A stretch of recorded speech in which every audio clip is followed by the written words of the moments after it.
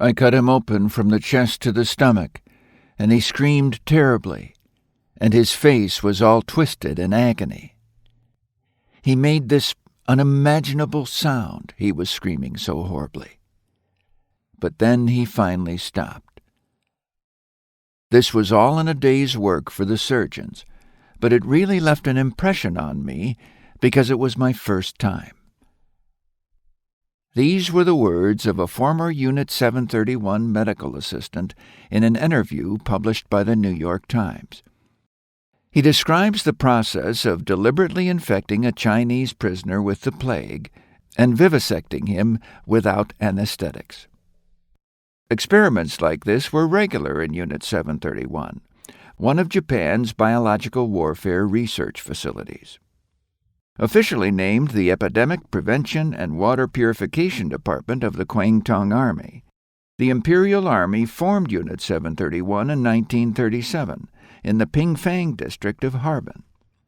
However, 5 years before Unit 731, the Army had already begun creating their germ research facilities in Manchuria. Led by Surgeon General Shiro Ishii, a military doctor from the University of Kyoto, the unit researched the effects of various diseases such as the plague, anthrax, and typhoid. There are sources that state the original purpose of the research was to find cures and vaccines for diseases inflicting Japanese soldiers. However, others claim that Ishii had intentions of producing biological weapons from the start. Nevertheless, in Unit 731, members researched the effects of biological weapons through human experiments of the cruelest nature. Chinese prisoners made up the majority in Unit 731, though many Russian, Mongolian, and Korean captives were also present. Unit members called these prisoners marutas, the Japanese term for logs, to dehumanize them. Researchers rarely injected the prisoners directly with bacteria or viruses, but instead used cultured fleas. They would expose the fleas to infected rats and place them in a ceramic bomb. Members would drop the bombs on prisoners from various distances and note the symptoms of the infections over time. As stated in the opening quote by the medical assistant, researchers would vivisect the prisoners alive without anesthetics and extract the bacteria from the internal organs. They would note the speed and degree of infection for each organ.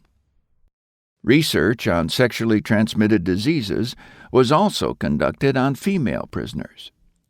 Members would purposely infect the prisoners via injection or rape. The prisoners were forced to become pregnant to study the degree of infection for the babies. The Army began implementing biological weapons in the Second Sino-Japanese War. Notably, in the Zhejiang-Jiangxi campaign, Japanese soldiers released the bombs with plague-infected fleas into food and water supplies, causing an epidemic in the region. Victims would first notice blisters on their body, many on their legs. The blisters would turn into ulcerative skin lesions. Many would experience severe fevers and pain. Most civilians could not afford effective treatments or medicine, leading to long-term conditions or death. These diseases would continue to pose a threat to the generations after the war ended. When the Soviets invaded Manchuria in 1945, Ishii and his units quickly began destroying the evidence. However, by the time the Americans got to Ishii, plenty was available to convict him of war crimes.